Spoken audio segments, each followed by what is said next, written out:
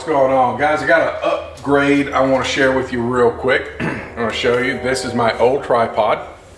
It has been retired naturally for this, and it was a lightweight little really piece of crap, but it's all I had for a long time, and it served its purpose well. It's really not, for what we put them through, it's not going to hold. It's not anything that's going to hold up for a long time, but in a pinch it got by, but it just had to be replaced. The legs are falling apart, so I did get another tripod.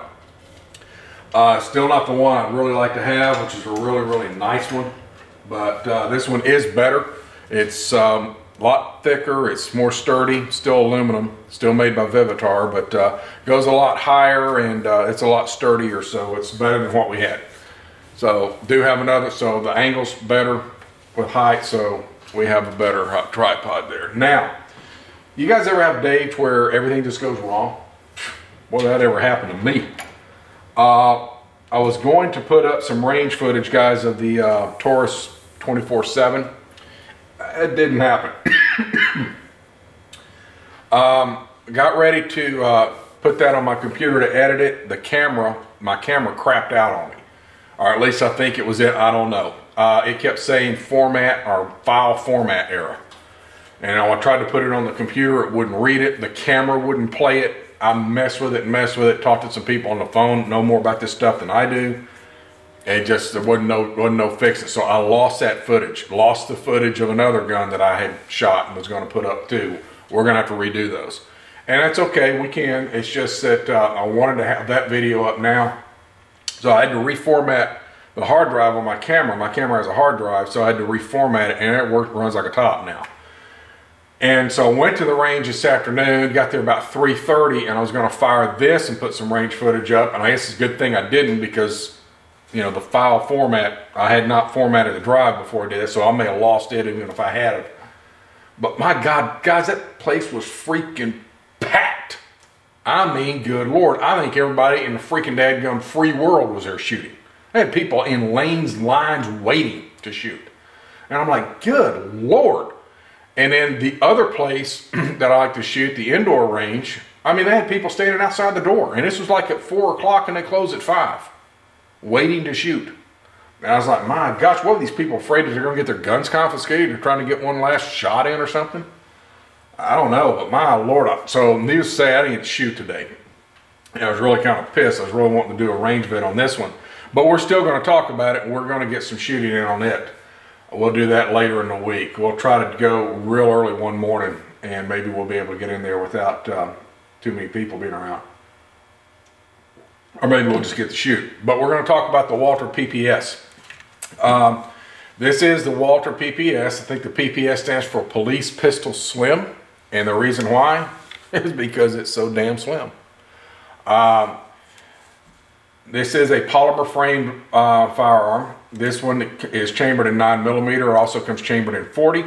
It comes with this 7-round magazine. There's also a 6-round flush mount magazine. It's a single stack. Make sure it's clear so people don't lose their lunch. Weighs about 19 ounces, something like that.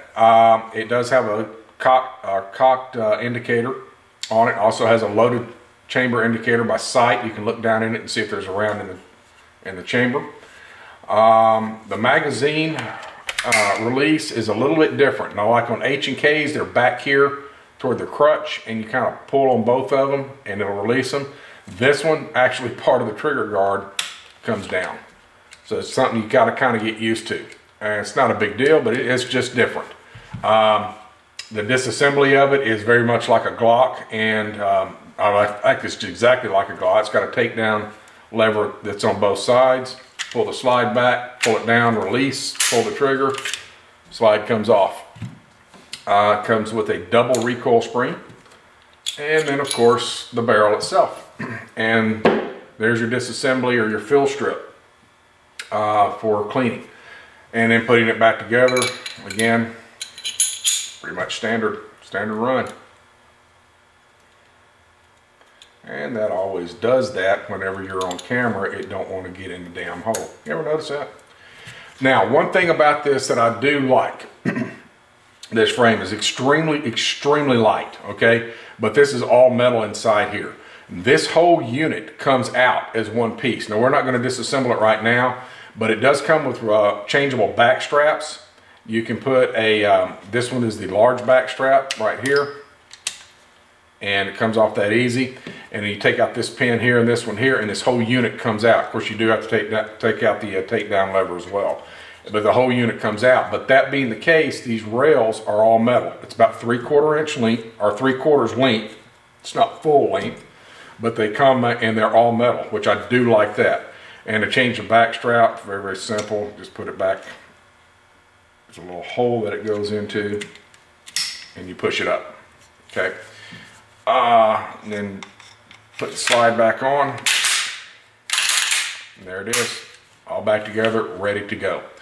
The handling of the firearm itself, guys, it does feel pretty good in the hand, but it feels different because it is slim. You're used to grabbing a double stack magazine, or a double stack grip. It's a little bit wider. This one's very, very slim. So I think the slimness of it, along with the lightness of it, makes it an ideal carry. It's about just over 6 inches long, 4 inches high. So it's a standard. It's in the same class as a Glock 2.6 or a XD 9 subcompact or an M&P 9. It's in the same class there. Very, very manageable, very concealable because of the slimness of it. And I actually like it. I can't wait to shoot it. Now, I do not know anything about the reliability of the firearm itself because, like I said, I haven't got to fire it yet. But if anybody out there has, you have experience with it, you've got one, you've got footage, VR this video, I'll approve it, and we'll get talking about it a little bit. But it's a Walther, and so the quality, I think, is going to be there because they just have a good reputation.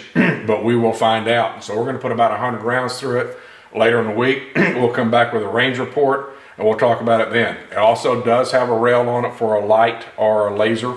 And so I don't know. I think right now it looks like an extremely good little option. Comes with 3-dot sights on. You can also get night sights on it as well. I know that is an option.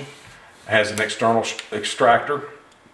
But that's it right there, guys. Walther PPS. So we'll get it to the range, get it shot, and we'll be back and talk about it a little bit more then. But hey, let me know what you guys think. Now, real quick, the Guns, Guts, and Glory Network. Guys, you've seen, I've linked it in a couple of my videos. The link is here again in the bottom of the description to their Facebook page. If you got a Facebook page, hop over, like that.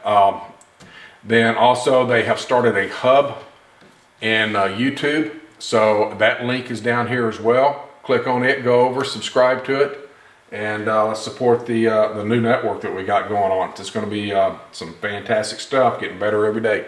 That's all I got for now, guys. Y'all let me know what you think, and we will talk to you later.